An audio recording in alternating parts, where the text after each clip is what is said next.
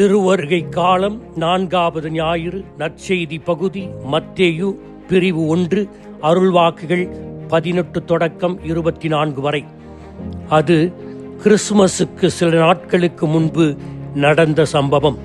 ஒரு நாள் காலை ஒரு பெண் எழுந்ததும் தன் கணவரிடம், நான் ஒரு கனவு நேற்று இரவு கண்டேன் என்று சொன்னபோது கணவன் அது என்ன கனவு என்று ஆர்வத்துடன் கேட்டார்.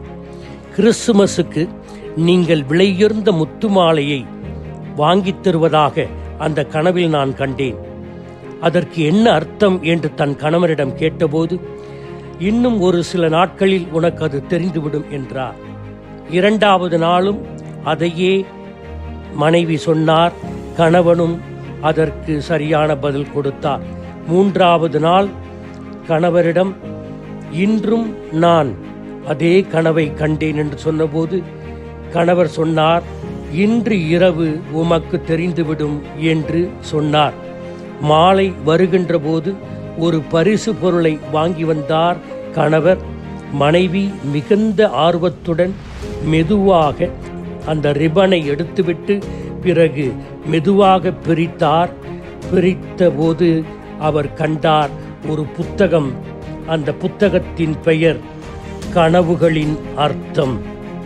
இன்று நற்செய்தியில் யோசேப்பு ஒரு கனவு கண்டது பற்றியும் அதற்கு எவ்வாறு பதிலளித்தார் என்பதை பற்றியும் விவரிக்கிறது.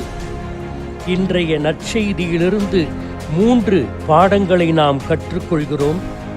1 அச்சம் தவிர், 2 கீழ்ப்படிதல், 3 அதை செயல்படுத்தி காட்டு. 1 அச்சம் தவிர். வில்லியம் பார்க்லே அவர்கள் யூத திருமணத்தின் 3 விதமான படிநிலைகளை இன்றைய நற்செய்திக்கு விளக்க உரையாக தருகிறார். யூத சமூகத்தில் 3 படிநிலைகள் இருந்தன திருமணத்திற்கு. 1 நிச்சயதார்த்தம், என்கேஜ்மெண்ட். பிள்ளைகள் சிறியவர்களாக இருக்கும்போது பெற்றோர்களோ அல்லது திருமண தரகர்களோ சேர்ந்து பிள்ளைகளுடைய எந்த ஒப்புதலும் இல்லாமல் நிச்சயித்துக் கொள்வதுதான் நிச்சயதார்த்தம். 2வது மன உறுதி அல்லது நிச்சய தாம்பூலம், பெட்ரோத்தல். நீங்கள் நிச்சயம் செய்து கொண்டதை உறுதிப்படுத்தும் சடங்குதான் நிச்சய தாம்பூலம். இந்த 2வது படிநிலையில் அந்த நபர்கள் யாராவது விரும்பவில்லை என்றால் முறித்து கொள்ளலாம் உறவை. ஆனால் இந்த நிச்சய தாம்பூலம் மாற்றிய பிற்பாடு 2 பேரையும் அது முழுமையாக கட்டுப்படுத்தும் தன்மை கொண்டதாக மாறிவிடுகிறது. கணவன் மனைவி என்று அவர்கள் அழைக்கப்பட்டனர். ஆனால் அவர்கள் தாம்பத்திய உறவு மட்டும் செய்து கொள்ள முடியாது. 3வது முறையான திருமணம். இது நிச்சய தாம்பூலம் நடந்த ஆண்டின் இறுதியில் நடைபெறும். இந்த இடத்திலே மன உறுதி, அது நிச்சய தாம்பூலத்திலே நடைபெறுகின்ற நிகழ்வுதான் வளர்ப்பு தந்தைக்கு யோசேப்புக்கு நடைபெறுகிறது. ஒரு கனவு காண்கிறார். அந்த கனவிலே